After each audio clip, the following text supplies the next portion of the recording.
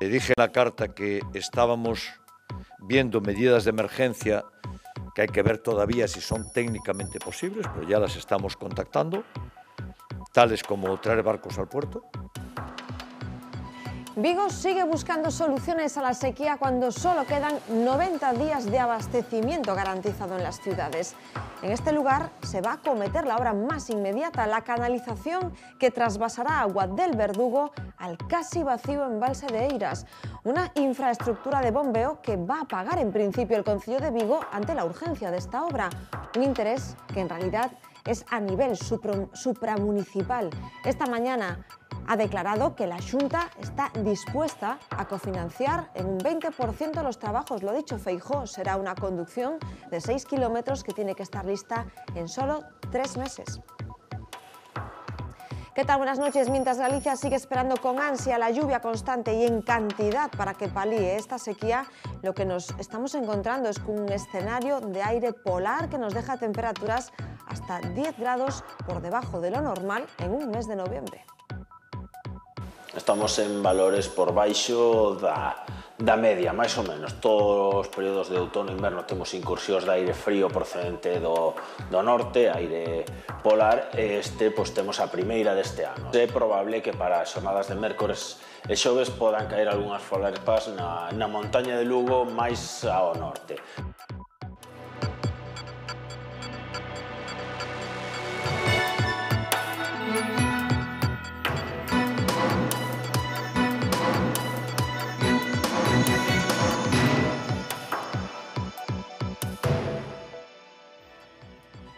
Evitar las distracciones al volante, entre ellas la cada vez más reiterada consulta del móvil. Es el objetivo de la nueva campaña de la DGT, que retoma su línea más dura para mostrar que apenas unos segundos con la vista fuera de la carretera transforman en invisible a la víctima de un accidente de tráfico.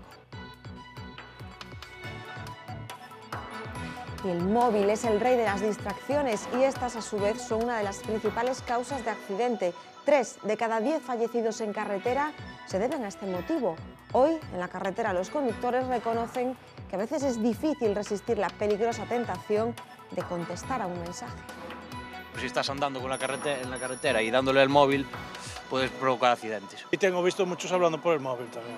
Si conduzco no, pero cuando paro en el semáforo sí que lo miro. Es muy fácil despistarse. Siempre se distrae cuando se está poniendo el teléfono o mirando cosas. Y si te andan preguntando en el coche, te distraes. Un botín de apenas 3 euros, un collar y un mechero fueron el desencadenante de una agresión al propietario de un bazar chino en la ciudad de A Coruña. Tras ser descubiertos, el dueño les llamó la atención y estos 2 hombres y una mujer lo insultaron y lo agredieron.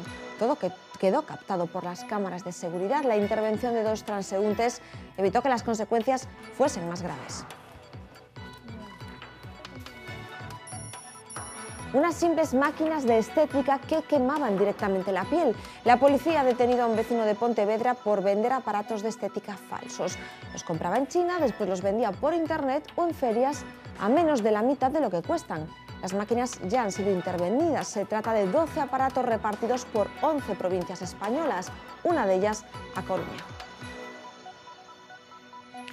Han tardado lo suyo, pero han acatado el artículo 155 de la Constitución. Así lo han comunicado el vicepresidente de la Generalitat, Oriol Junqueras, y los exconsejeros de Esquerra encarcelados. Lo han hecho mediante un escrito al juez del Tribunal Supremo, Pablo Llarena. Piden su puesta en libertad y manifiestan que no van a renunciar a sus convicciones políticas, aunque apuestan por defenderlas por las vías del diálogo y la negociación y no de forma unilateral. Junqueras, Romeva, Mundó y Dolors Bassa llevan en prisión desde el pasado 2 de noviembre. Visto para sentencia el juicio contra la manada, de nuevo los 5 acusados se han declarado inocentes de la supuesta violación en grupo que se les atribuye. También ha sido momento de escuchar las conclusiones de la defensa, una vez más no exentas de polémica. El abogado de los 5 jóvenes asegura que se trató de una relación consentida y ha dicho placentera.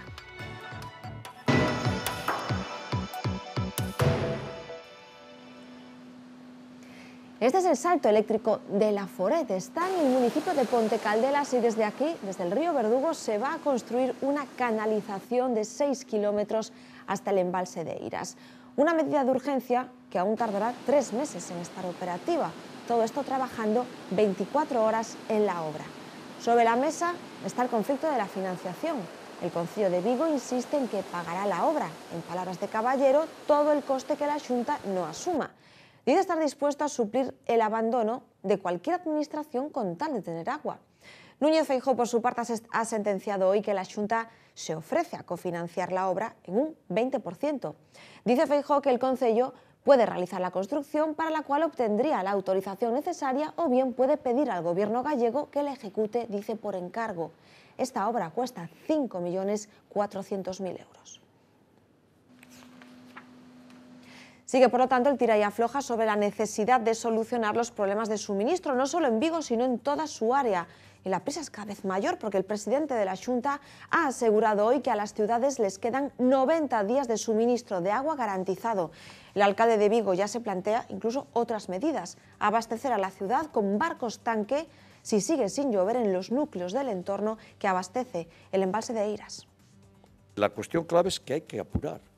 Si esto se iniciara cuando yo lo pedí, estaríamos un mes de acabar la obra. Le dije en la carta que estábamos viendo medidas de emergencia que hay que ver todavía si son técnicamente posibles, pero ya las estamos contactando, tales como traer barcos al puerto, solución Barcelona y Palma de Mallorca en 2 ocasiones, y es técnicamente muy complejo, pero no la queremos descartar en la totalidad. Galicia es la 6ª comunidad de toda España que más agua pierde por fugas o averías en la red. En total, cerca de 40.000 millones de litros se desperdician cada año. Minimizar esas pérdidas se ha convertido en un objetivo primordial para las diferentes administraciones debido a esta grave sequía que estamos viviendo. Y es que en el conjunto de España se escapan cada año más de 1 billón de litros de agua del control de las concesionarias. Supone el 24,7% de todo el líquido que circula por la red.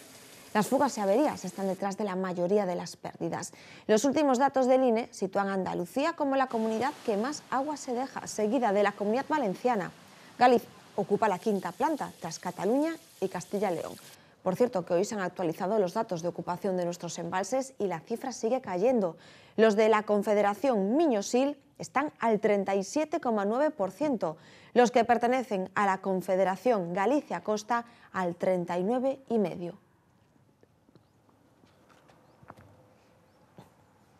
Una sequía que también le pasa factura a la calidad del agua y al ecosistema de nuestros ríos, y no saben hasta qué punto las especies invasoras se están abriendo paso o podrían abrirse paso. Nos vamos en directo a Santiago de Compostela. Fernando Cobo, ¿qué tal? Muy buenas noches. Hola, buenas noches, Gladys, ¿qué tal? Fernando, a ti hemos hablado hace relativamente poco tiempo. Seguimos más o menos en la misma situación. ¿A ti te llama la atención esta situación de sequía que estamos viviendo? Sí, bueno, es atípica la sequía de este tipo, aunque no es infrecuente. Las sequías son fenómenos naturales que se producen en determinadas circunstancias y para las que, en principio, la naturaleza tiene previstos mecanismos de ajuste. Lo que sucede es que cuando la sequía se produce de manera extemporánea, es una sequía pues, ahora en otoño como tenemos, y sobre unos ecosistemas que ya están alterados o que ya tienen una cierta carga de presiones, entonces es cuando el problema desde el punto de vista ambiental es un problema ya grave. Debido al caudal anormal que están llevando nuestros ríos, entiendo que es así, ¿puede haber daños, más daños, como dices tú, en esos ecosistemas? No sé si os referís los expertos tanto a fauna como a flora. ¿En qué puede afectar todo eso en estas corrientes de agua que tanto nos caracterizan? Afecta a todo en general, tanto a la fauna como a la flora. Las sequías ponen a las especies en sus límites de existencia, los ponen a prueba, digamos, ¿no?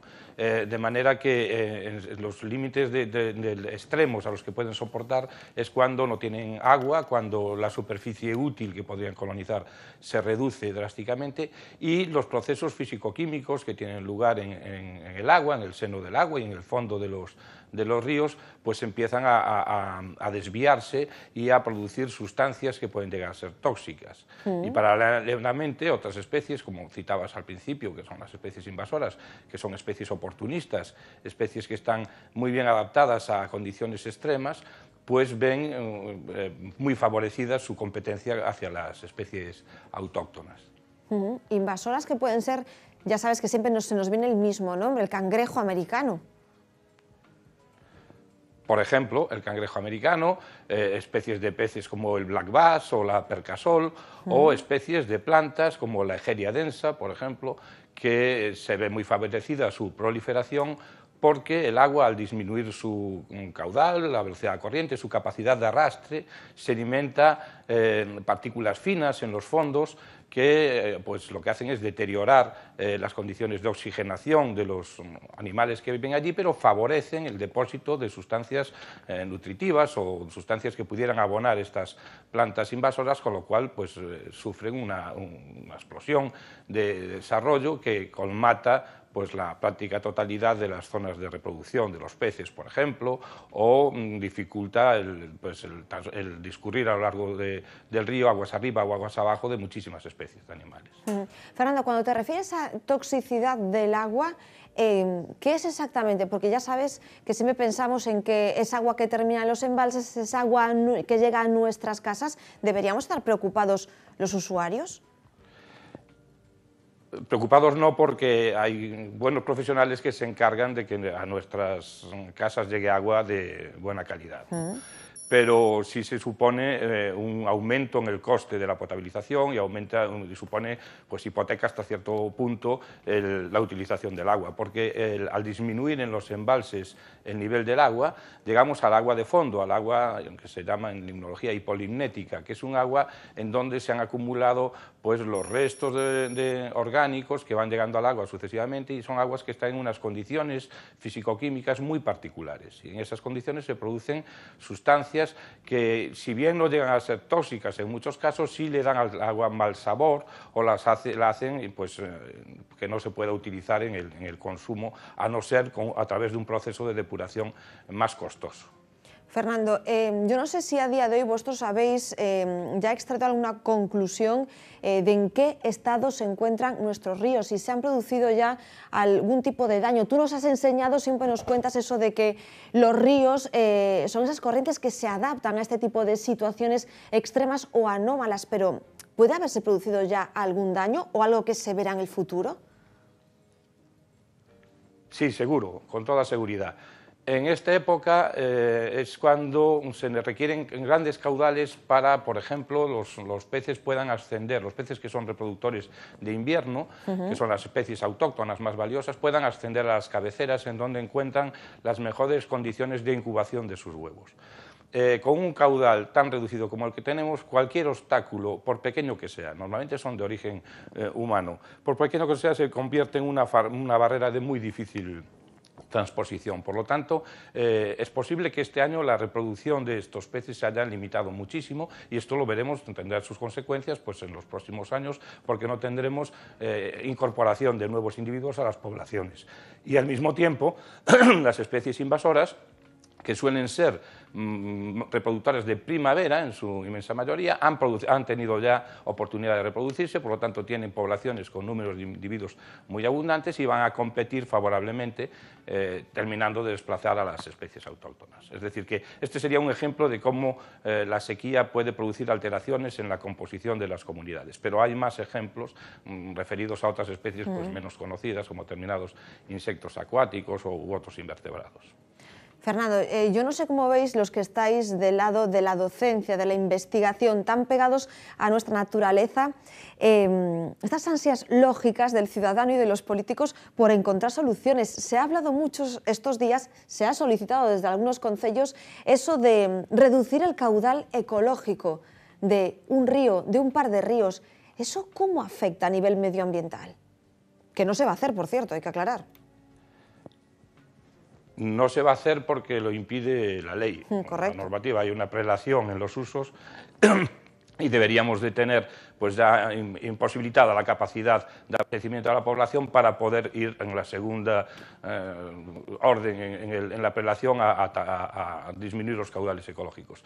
Los caudales ecológicos, cuando se definen de una manera simplista, pero son aquellos caudales mínimos que aseguran un buen funcionamiento del ecosistema o del río. Es decir, si son los caudales mínimos que aseguran esto, bajar esos caudales por debajo del mínimo no nos asegurarían el buen funcionamiento del ecosistema y por tanto tendríamos un daño medioambiental mucho más grave que el que se encuentra ahora por la situación de sequía que tenemos. Claro. Y la preocupación de la gente, claro, es aquello de nos acordamos de Santa Bárbara cuando truena, nos acordamos de la sequía o nos preocupamos de la sequía cuando tenemos un periodo de sequía. Lo importante es que uno se preocupe de la prevención de estos casos y tenga pues una estrategia preconfigurada para evitar todos los problemas que la sequía conlleva y evitar también la pérdida de los servicios ecosistémicos que nos prestan los ríos en buena calidad o en buena condición. Claro, al final podríamos aprender a reconfigurar en realidad nuestra gestión del agua. Yo entiendo que en esto los expertos de tu materia, pues algo tendríais que decir, ¿no? Tenemos mucho que decir, otra cosa es que nos escuchen, pero tenemos mucho que decir, sí, claro que sí. Fernando, yo no sé si lo que se va a hacer en Vigo, ese trasvase del Verdugo, en este caso al embalse de Eiras, tal y como está, que las imágenes, voy a decir que son un poco aterradoras, entiendo que es una medida no tan dañina como lo que hablábamos del caudal ecológico, ¿no?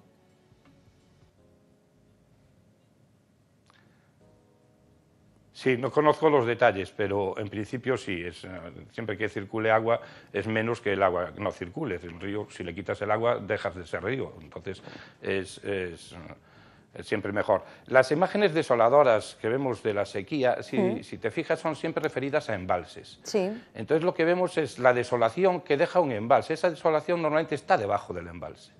Claro. Eso es uno de los efectos del embalse. Cuando miramos un río en esta misma época de sequía, en un tramo que no haya sido embalsado, veremos un río en el que discurre muy poca agua, pero veremos unas riberas con vegetación, veremos las piedras cubiertas más o menos de vegetación, el agua más o menos transparente. Simplemente se reduce el agua que está circulando por el cauce. Pero un embalse da esa sensación de devastación porque es lo que realmente produce el embalse aguas arriba de la presa. Pues será, Fernando, que en Galicia tenemos pocos embalses, porque anda que el curso de nuestros ríos no está alterado ni nada, ¿no? Sí, tenemos el caso paradigmático del río Miño, que ha dejado de ser un río hace mucho tiempo y no es más que una sucesión de un embalse detrás de otro, pero su funcionamiento ecológico no es el de un río, sino que es algo completamente artificial. Y eso nos daría para hablar largo y tendido. Fernando Cobo, como siempre, muchísimas gracias por estar con nosotros y por aclararnos también estas cuestiones. Un placer, buenas noches, Fernando. Nada, siempre es un placer estar con vosotros. Muchas gracias. Hasta otra. Seguimos. En cuanto al tiempo, se preguntarán, pues hoy ha sido una jornada sobre todo seca, pero con un frío muy, pero que muy intenso en toda Galicia. La diferencia entre las temperaturas máximas y las mínimas está siendo muy importante, así que esta es la imagen que presentan a primera hora de la mañana las zonas más de interior. Muchas zonas de Lugo y Ourense han estado en negativo. A mediodía las temperaturas subían hasta los 12 grados. En el caso de la zona de Santiago de Compostela, los termómetros bajaron hasta los 0 grados y en las horas centrales de este día, de este martes, llegaban a los 13. Ya ven que hay mucha diferencia. La mínima de toda Galicia la ha marcado aún así Calvos de Randín, 8 grados bajo cero. Y este mapa de Meteo Galicia representa por colores lo bajo de esas temperaturas de las que les estamos hablando. Los colores más claros apuntan a las mínimas. Ya ven que las 4 provincias gallegas han estado en alguno de sus puntos bajo cero. En Xinzo da Limia, en Ourense, han estado a menos 5,6, a menos 3 en la localidad coruñesa de Zas, a menos 2 en Cotobade o a menos 6 en Sarria, en Lugo. Esta noche se mantiene la misma situación. La madrugada del martes y del miércoles las temperaturas pueden bajar incluso algo más y que mañana la sensación de frío, prepárense porque va a ser algo más intensa. Es noviembre, no es un episodio atípico, pero Meteo Galicia sí que confirma que las temperaturas de estos días están por debajo de la media habitual de un mes de noviembre. Se trata de la primera visita de aire polar a Galicia de este otoño. Estamos en valores por baixo da media, máis ou menos. Todos os períodos de outono e inverno temos incursións de aire frío procedente do norte, aire polar, e pois, temos a primeira deste ano. É unha masa de aire frío que está entrando estes días, que continuará a entrar nos vindeiros días, o que nos deixa estas temperaturas tan baixas. Por momentos caerá algún que outro chaparrón que afectará ao norte de todo Galicia, pero non vai a paliar porque a zona, digamos, as provincias de Pontevedra e sur de Lugo e a provincia de Ourense, pois apenas chegará a precipitación. É probable que para as xornadas de mércores e xoves podan caer algunhas folerpas na montaña de Lugo máis ao norte. Estamos falando que en cotas superiores 900 e 1000 metros poderían caer algunhas folerpas, pero non se esperan aí copiosas nevadas porque a precipitación é tipo chubasco, non tan continua de varias horas seguidas chovendo ou nevando. Haberá que ter cuidado cas xeadas. Xa estes días estamos vendo como as xeadas son a nota dominante as primeiras horas da mañá xunto ca néboa en puntos do interior, e así continuará sendo nos vindeiros días. Vistos os datos e o que barallamos, que en precipitación posiblemente non se recuperen, hai que ir vendo como evoluciona aínda, como queda todo un mes de decembro por diante. E en canto a temperatura estamos vendo que vai ser, vimos dun outubro cálido, un novembro que parece ser que tamén vai ser cálido e seco, pero de todos os xeitos hai que esperar a que acabe este mes de novembro e a que acabe decembro e facer o balance global do ano. Vamos a ver con detalle la previsión del tiempo para las próximas horas. Porque como les venimos contando, el miércoles Galicia se verá afectada por la entrada de aire frío procedente del Ártico. Con esta situación los cielos estarán algo nublados con más intensidad en el tercio norte de la comunidad. Una situación que dejará chubascos precisamente en esas zonas. La cota de nieve se situará en los 1000 metros por la mañana, bajando hasta los 700-800 al final de la jornada. Las temperaturas mínimas no van a experimentar grandes cambios con respecto a hoy, seguirán siendo muy bajas y las heladas serán generales en las zonas de interior. Las máximas también bajarán un poco. El viento va a soplar mañana del nordeste, así que esa es la explicación de que aumente esa sensación térmica de frío.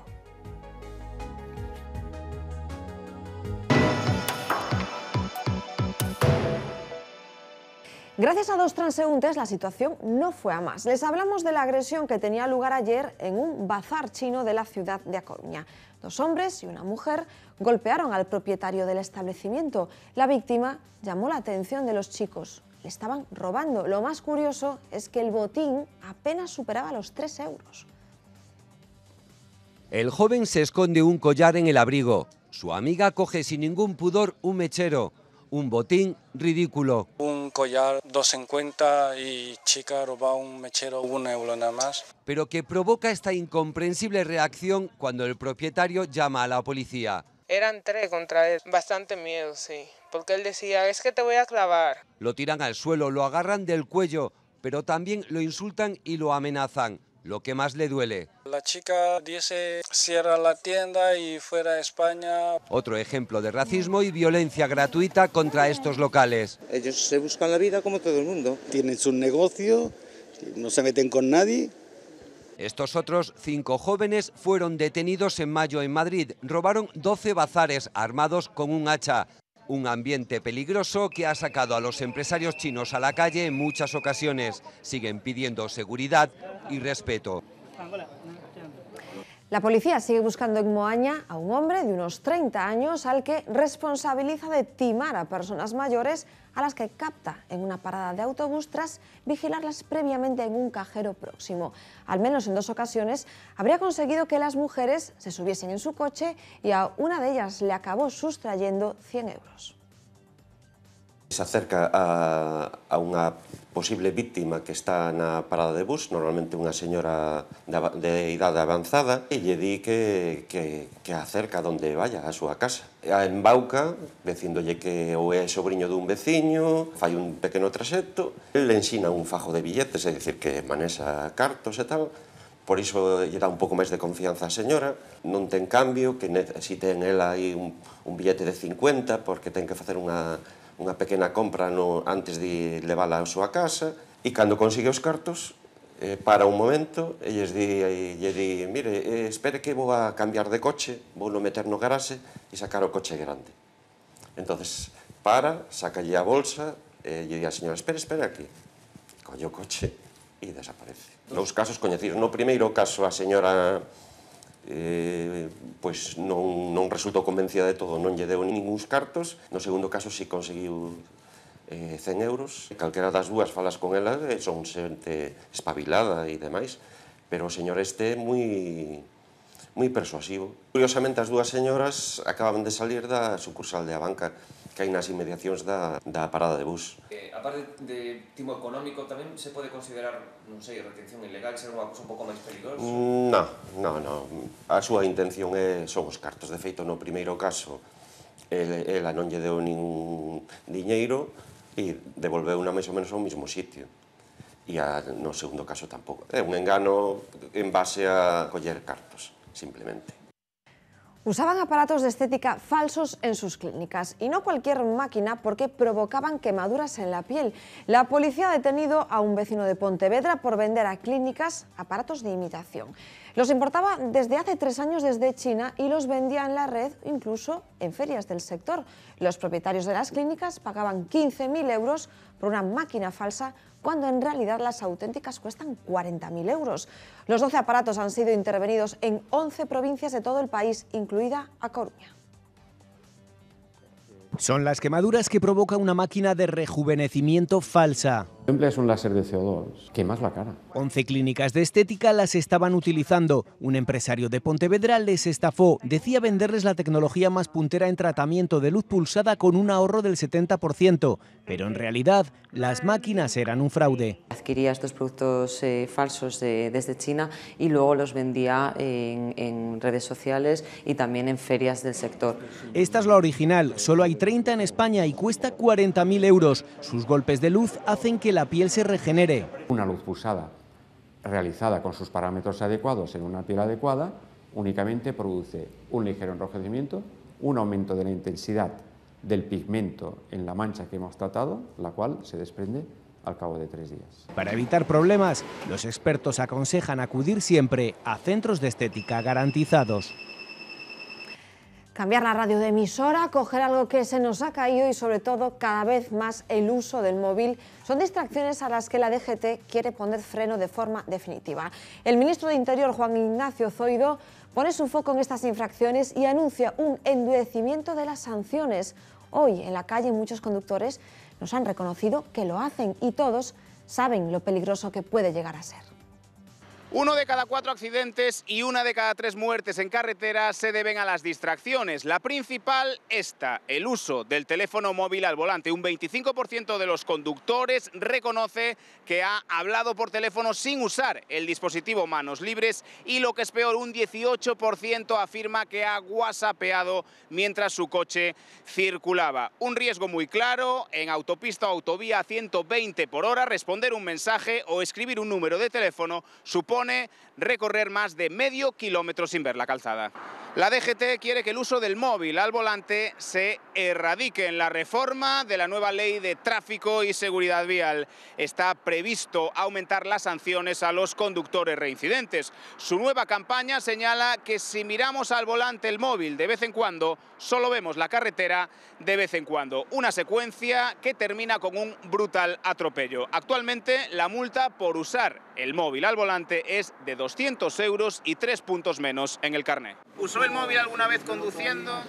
Sí, hay que decir que sí, alguna vez sí, pero ahora ya no. Ahora últimamente no, que tengo manos libres. Y alguna vez sí que lo he usado. Con el manos libres. Siendo sinceros, alguna vez sí. En una de ellas sí me multaron.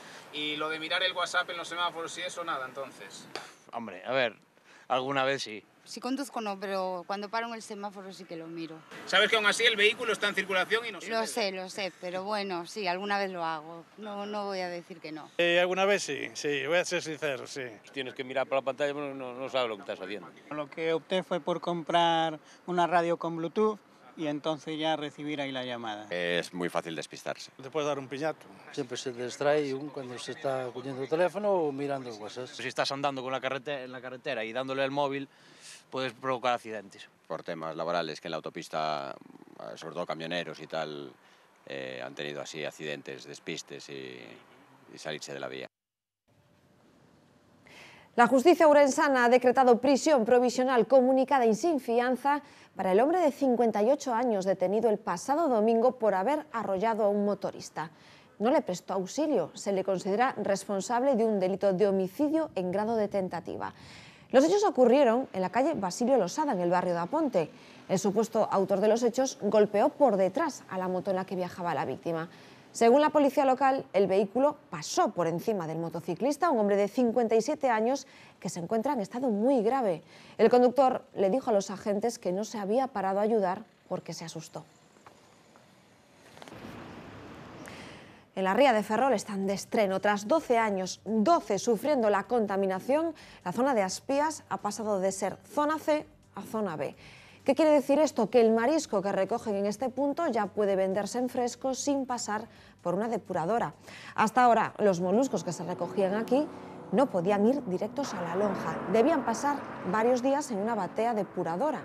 Esto provocaba un aumento de la mortandad del marisco y también un retraso en los ingresos de los mariscadores. Ahora, las almejas van de la ría a la subasta. El aspecto, dicen los trabajadores, es casi el mismo, pero en calidad se ha dado un paso importante. La clave está en la puesta en marcha del saneamiento hace varios meses. Los mariscadores confirman que el agua está más clara y que ya no notan olores al sacar el producto del agua.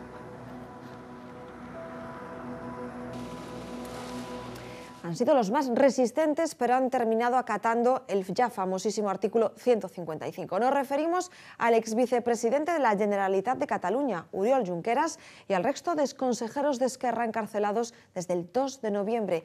Piden ahora su puesta en libertad y manifiestan que no renuncian, eso sí, a sus convicciones políticas.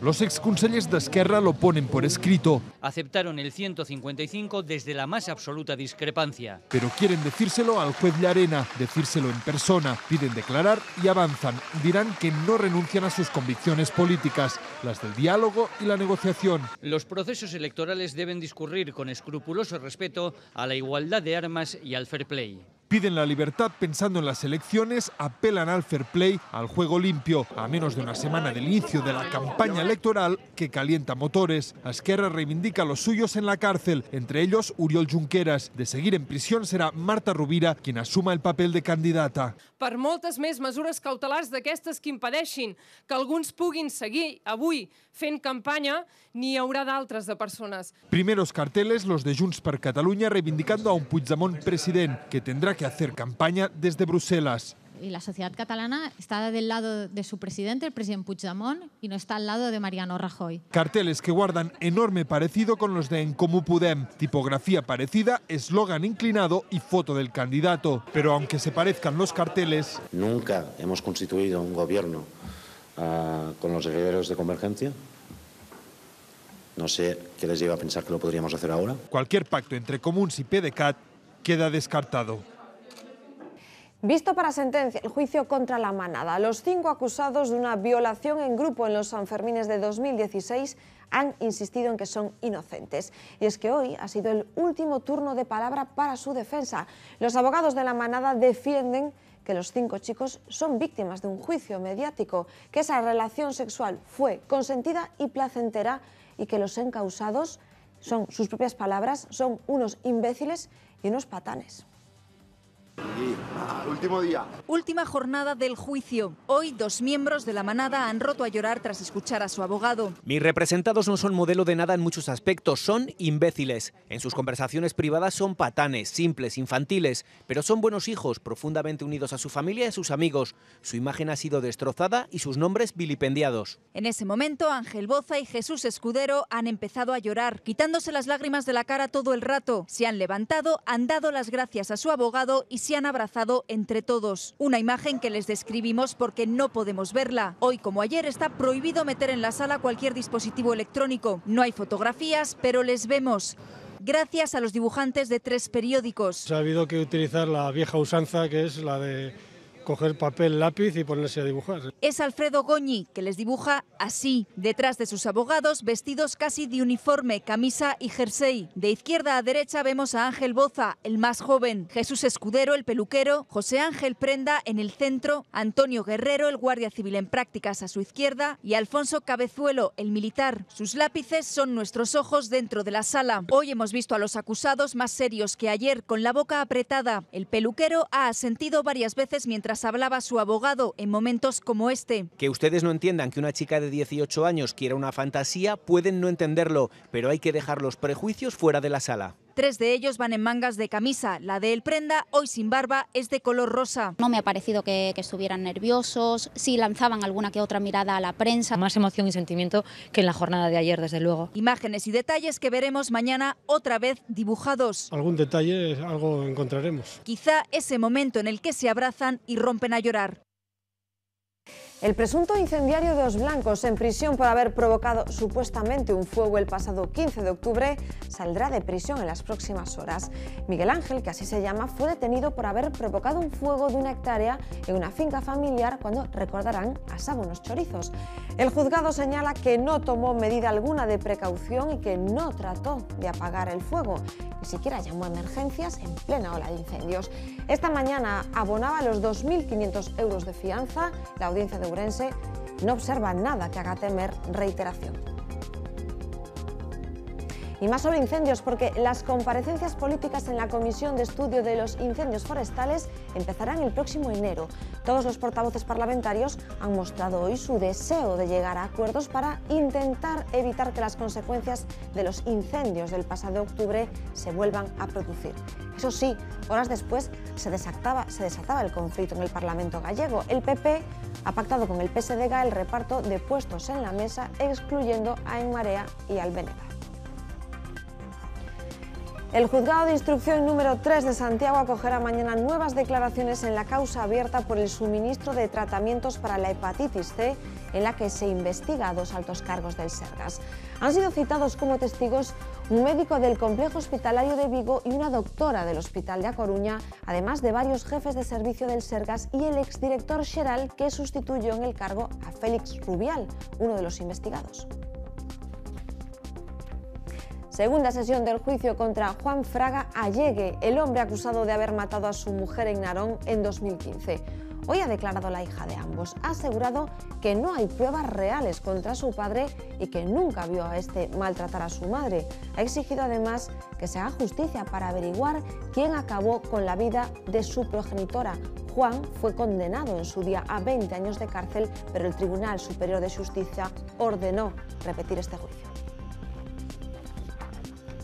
Su coche no superó la ITV en varias ocasiones y amenazó al técnico que la hizo con volver a las instalaciones portando una escopeta. Finalmente, así lo hizo. Se plantó en las instalaciones del polígono de Agándara, en Ferrol, y encañonó al empleado porque no estaba de acuerdo con el informe que invalidaba su vehículo para la circulación. El hombre, un vecino de Moeche de 75 años, fue detenido tras lo sucedido por la policía. Hoy ha comparecido ante la audiencia de Pontevedra el acusado de arrancarle una oreja a mordiscos a otro hombre durante una discusión en una cafetería de Vigo el pasado mes de agosto. El acusado ha alegado ante el tribunal que lo hizo sin darse cuenta y que no sabe si se tragó o escupió el trozo de oreja que jamás fue encontrado.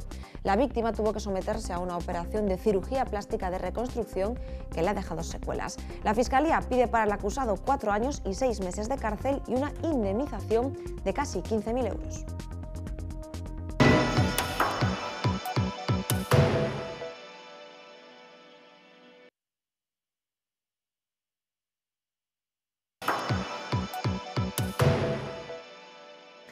Es uno de los grandes sueños infantiles. ¿Quién no ha querido tener una cabaña en el árbol? Pues un diseñador de interiores coruñés se ha puesto a ello. Su cuarto proyecto está además en una finca muy especial. Es O Soño. Es la creación de Sonia, una experta en desarrollo personal que quiere que sus usuarios conecten con la naturaleza.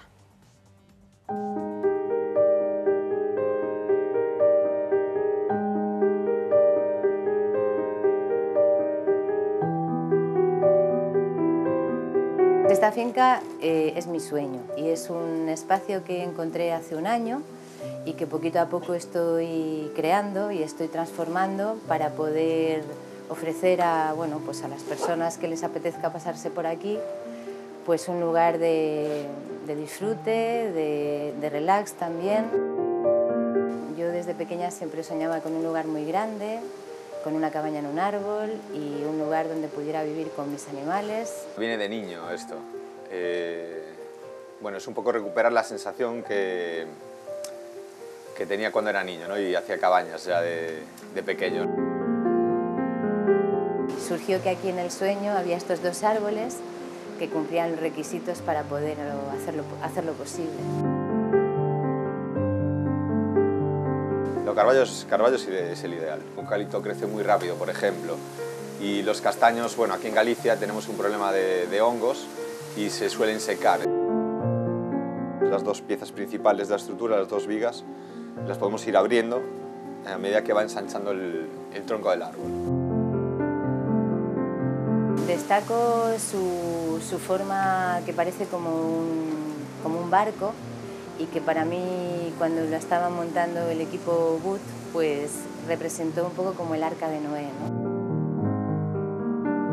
Básicamente se utilizó pino. Si hemos reciclado las fachadas, las ventanas son algunas de Iroko, tejado se ha hecho con caucho, con unas horalitas de caucho. También para el reciclado de las ventanas hemos utilizado metacrilatos. De entrada, pues es un espacio para venir a leer, para la cabaña con los amigos, que mi casa es pequeña. Es mi salita de terapias. He construido 4, en México 1 y desde que llegué de México son 3, aquí en Galicia. O sea, nunca me la pude imaginar así. Castaño gallego para guardar whisky irlandés. La destilería Jameson, uno de los mayores fabricantes de esta bebida, estudia ahora con el campus da Terra de la Universidad de Santiago si el castaño autóctono tiene las condiciones para estar en las barricas que guardan sus destilados. Se uniría así al carballo, que ya se exporta desde hace una década para este fin. Un aserradero de Baralla es el encargado de preparar esa madera tan preciada que acabará luego en las bodegas de Irlanda. Hasta Cork, en Irlanda, desde Baralla, en Lugo.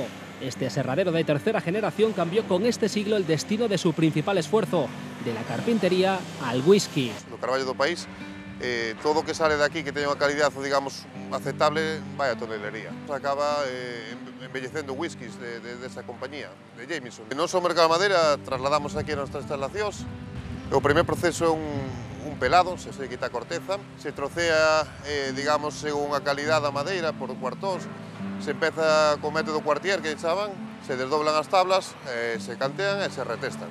E dai se empaquetan, se manda a Andalucía, se fan as barricas, e unha vez envinada se envía á destilería e se meten os whiskies ali para darlle diferentes matices. Una delegación del gigante irlandés visita cada año Baralla para extender su proyecto. Aquí se prepara madera de todo el mundo y la gallega ha dado también whiskies exclusivos. Por ejemplo este, el Redbreast, del que se fabrican solamente 2.000 botellas anuales. Ediciones para coleccionistas que presumen de su origen en Galicia. The story begins with, I suppose, the little acorn in Galicia, in northern Spain.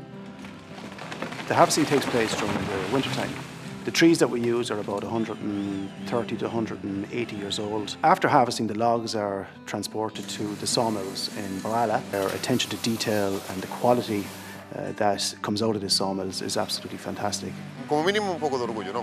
O feito de beberte un whisky que sabes que máis probablemente que a madeira na que foi embellecido foi salir a tua casa, vamos, fora a túa. Pues somos un pueblo moi pequeno, somos moi pouca xente, ojalá houbera moitas máis empresas como a miña aquí.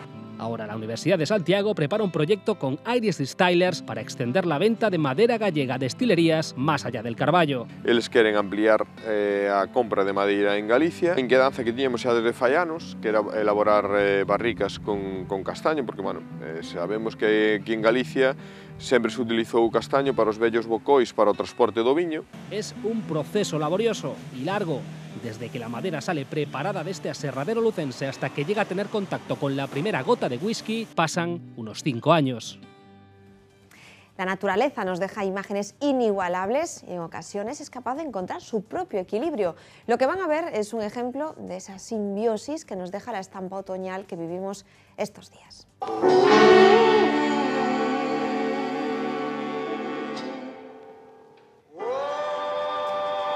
Les situamos en los bancales de Sanfiz, en el municipio lucense de Chantal, tierra de buenos vinos y en la que las malas hierbas crecen entorpeciendo a veces el crecimiento de los viñedos. En escena, un rebaño de ovejas, ellas se alimentan y de paso ayudan a la limpieza natural de esos terrenos. Trabajan sin saberlo y obtienen a cambio la recompensa de su sustento. Lo hacen en las laderas en las que crecen las vides asomadas al río Miño en plena Ribeira Sacra. La estampa, captada desde el aire, nos permite casi sentirnos allí, respirando la pureza de uno de los parajes más espectaculares de Galicia.